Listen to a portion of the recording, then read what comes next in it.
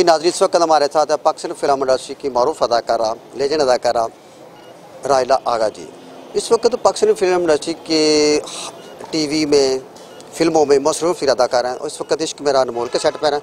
इश्क मेरा अनमोल के बारे में राहिला आगा जी क्या कहते हैं जी, इनसे पूछते जी। अस्सलाम वालेकुम जी। वालेकुम अस्सलाम जी। मैं राहिला आगा इश्क मेरा अनमोल के सेट पे हैं और इसके राइटर डायरेक्टर हैं बासु चौधरी।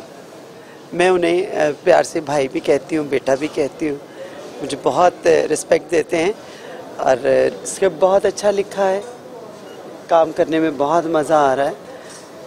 तो और इसके प्रोड्यूसर हैं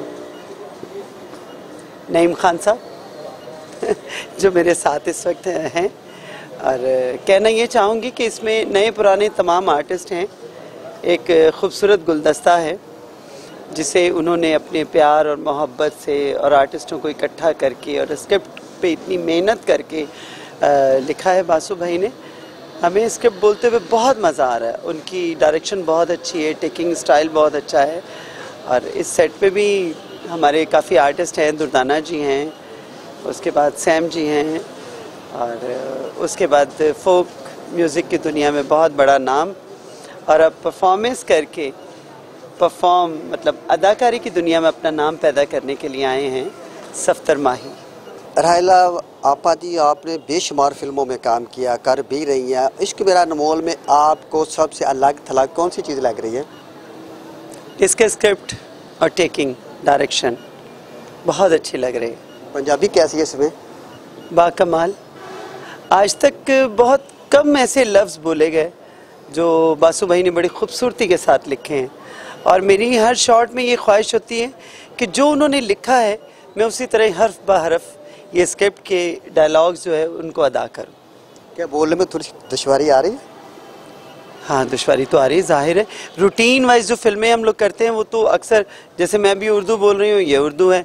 पंजाबी में अगर बड़क लगाते हैं तो वे ठहर जा तू, ते वे मर जा तू, क्योंकि आप हर रुक जावे माखिया, क्योंकि हर फिल्म में आप यार की माँ आती हैं तो ज़्यादातर बड़के लगाना है। ये हमारे पंजाब का एक रंग है और हमारे पंजाब के जो जवान हैं उनका सबसे पहला जो वो है अपने ब्लड में, वो है गैरत।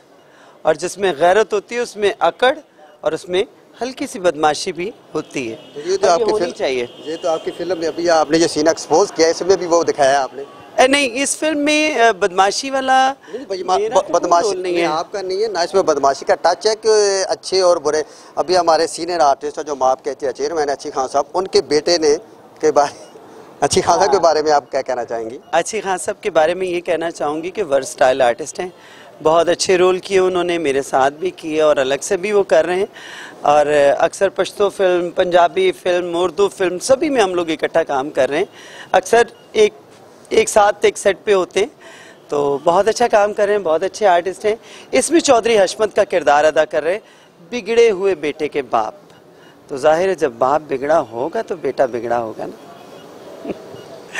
Thank you so much, welcome. अब बाकी स्क्रीन पे देखिएगा और ज़रूर देखिएगा। मेरा स्क्रिप्ट बहुत अच्छा है, मेरे डायरेक्टर की डायरेक्शन बहुत अच्छी है और सभी आर्टिस्ट बहुत मेहनत कर रहे हैं। Best of luck. Thank you. और इस फिल्म में हीरो का किरदार अदा कर रहे हैं सफ्तर माही। फोक के दुनिया में बहुत नाम पैदा किया और अब अदाकारी की दुनिया में नाम पैदा करने आए हैं। मेरी बहुत सी दुआएं हैं कि अल्लाह पाक ये न्यू कमर आर्टिस्टों को बहुत इज्जत दे और हमारी इंडस्ट्री फिर से झकमगा उठे इन नए सितारों के साथ और सबके साथ। Thank you so much. 87 news, good luck.